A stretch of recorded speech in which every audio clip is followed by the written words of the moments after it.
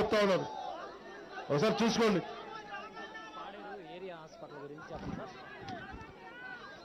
ముఖ్యంగా నేను ఇక్కడ రావడానికి ముందు నేను ఒకటే అడిగా, ముఖ్య సమస్య ఏంటని. ఒకటి రోడ్లు, నీటి సమస్య. వీటన్నిటికంటే కూడా మన హాస్పిటల్, పాడేరు హాస్పిటల్ సమస్య. పాడేరు హాస్పిటల్ నేను మనుషులు పంపించాను.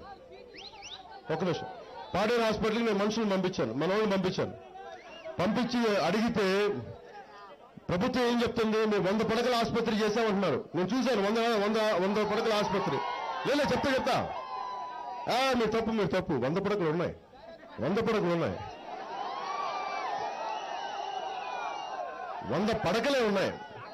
36 పడకల బదులు 100 పడకలు పెట్టారు. కానీ కావాల్సిన డాక్టర్లు కానీ, కావాల్సిన మందులు కానీ, సిబ్బంది కానీ, అంబులెన్సులు కానీ ఏమీ లేవు.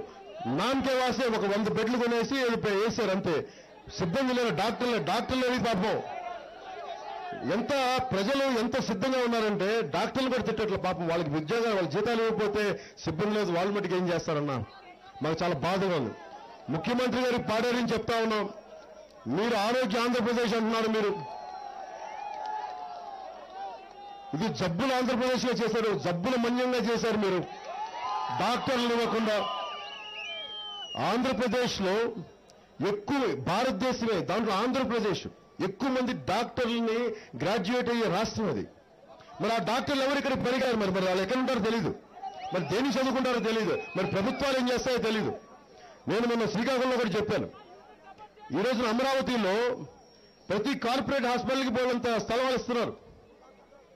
మరి అన్ని 100 ఎకరాల స్థలాలు మీరు ప్రభుత్వ భూములు, ప్రజల భూములు దారాదత్తం చేసినప్పుడు వారిని రిక్వెస్ట్ చేసి, లేకపోతే కొంతమంది డాక్టర్లు రమ్మని చెప్పండి.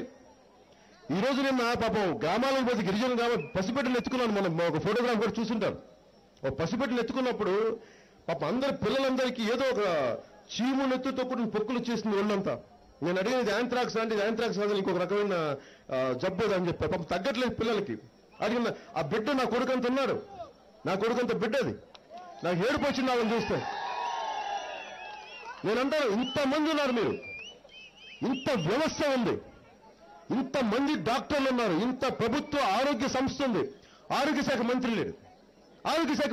మరి డబ్బులు ఏమవుతున్నాయి మరి?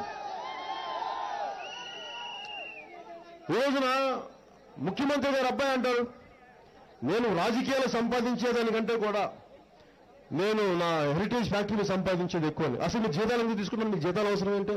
హెరిటేజ్ ఉండదు. రాజకీయాల్లో ఒక ఎమ్మెల్యేగా మీకు జీతాలు ఎందుకు? ఒక ఎమ్మెల్సీ జీతం ఎందుకు? వదిలేయండి.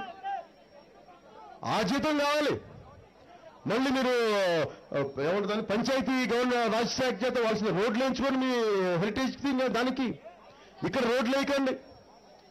ఐటీ శాఖ ఉంది. నేను వైజాగ్ వెళ్ళక మాట్లాడుతాను. ఇక్కడ మాట్లాడిన ఐటీ గురించి, ఐటీలో జరిగే దోపిడీలో చాలా బాగా తెలుసు. దాని గురించి మాట్లాడతాను. వైజాగ్ వెళ్ళి మాట్లాడతాను, ఇక్కడ మాట్లాడడం లేదు నేను. అలాగే